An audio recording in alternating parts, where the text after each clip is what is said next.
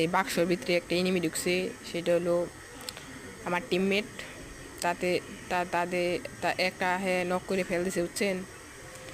কোনো আমার প্লেয়ার এর ভিতরে মেলা ফ্রেন্ডদের এরা কিল পেয়েছে, বুঝছেন।